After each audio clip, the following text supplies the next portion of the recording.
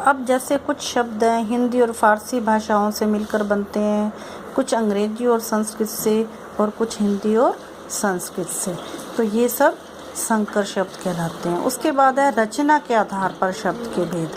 रचना के आधार पर भी शब्द 3 प्रकार के होते हैं, रूढ़, यौगिक और योग रूढ़।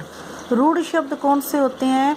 जिन शब्दों के खंडों का कोई अर्थ नहीं होता और ये लंबे समय से किसी विशेष अर्थ के लिए प्रयोग किए जाते हैं, रूढ़ शब्द कहलाते हैं। इन्हें हम मूल शब्द भी कहते हैं। जब हम इनके खंड करते हैं, इनके टुकड़े करते हैं, तो अलग से इनका कोई अर्थ नहीं होता। जैसे छत है, सड़क है, मकान, शीशा आदि।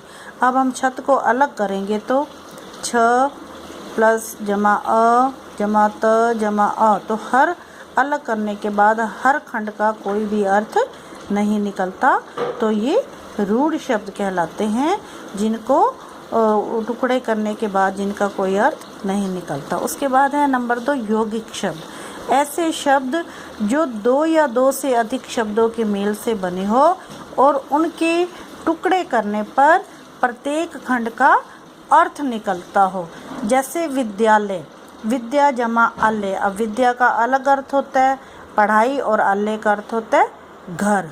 रसोई घर, अब रसोई जमा घर, रसोई का अपना अलग अर्थ होता है, घर का अलग होता है। ऐसे ही व्यायामशाला, यज्ञशाला, व्यायाम के लिए शाला, यज्ञ के लिए शाला, हिमालय, हिम जमा आलय, हिम का आलय।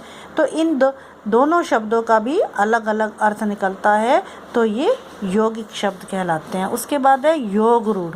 ऐसे यौगिक शब्द जिनका प्रयोग किसी विशेष अर्थ में ही किया जाता है, उसे हम योग रूढ़ शब्द कहते हैं, जिनका प्रयोग किसी विशेष अर्थ में होता है। जैसे दशानन,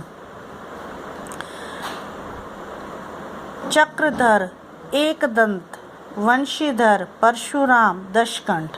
अब जैसे एक दंत है, एक दांत का तो कोई भी हो सकता है, लेकिन एक दांत के लिए हम गणेश जी को याद करते हैं। इसी तरह से दशकंठ है या दशानन है। अब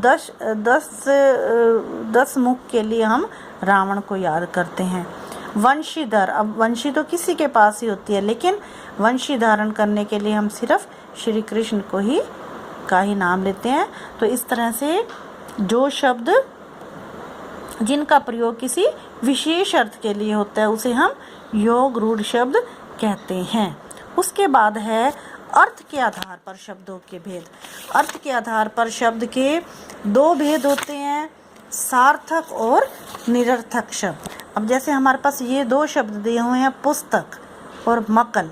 हम देखेंगे पुस्तक का तो अर्थ आ जाता है किताब जो हम पढ़ते हैं, लेकिन मक्कल इसका कोई अर्थ नहीं निकलता। तो पुस्तक सार्थक शब्द है और मक्कल निरर्थक शब्द। इस तरह से और भी बहुत सारे शब्द होते हैं जिनका अर्थ नहीं निकलता, वो निरर्थक होते हैं।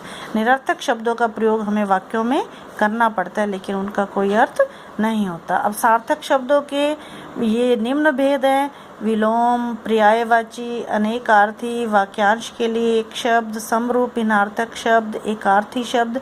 ये सभी जो है सार्थक शब्दों के भेद हैं।